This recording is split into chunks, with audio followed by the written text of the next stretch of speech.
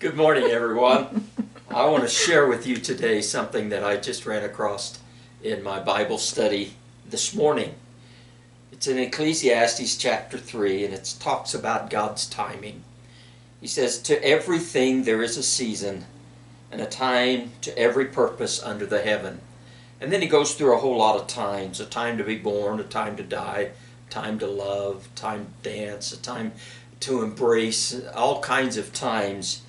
But he finishes it up, and when we get to verse 11 with this: "He has made everything beautiful in his time.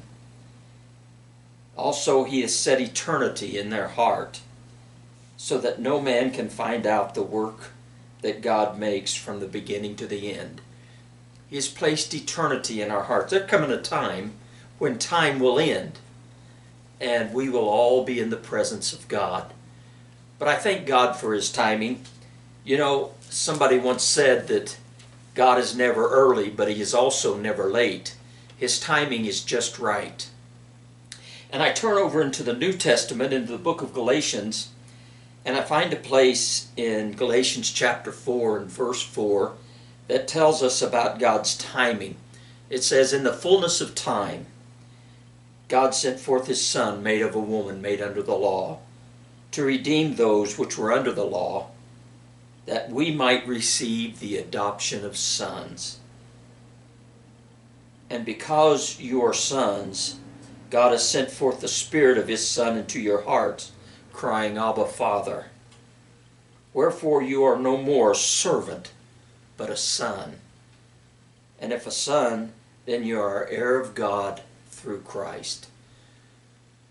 Through the timing of Christ's coming, God's great time, we today can declare that we are sons and daughters of God. I think that's marvelous. Then I looked over and I came across something in Jeremiah about God's great timing. And in Jeremiah chapter 29, starting at verse 10, it's talking about the time Jeremiah is prophesying that Israel is going to be, that Judah is going to be taken into Babylonian captivity. But he's prophesying how long that captivity will be. And he says in verse 10, "For thus saith the Lord, that after 70 years are accomplished at Babylon, I will visit you, and perform my good work towards you, in causing you to return to this place.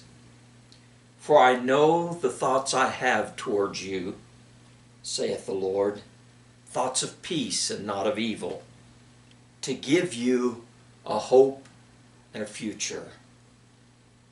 Then ye shall call upon me, and ye shall go and pray unto me, and I will hearken unto you, and you will seek me and find me when you've searched for me with all your heart."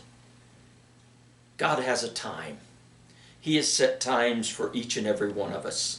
He set a time for the Babylonian captivity, and it didn't last 1 minute longer than God's time for it to last of 70 years.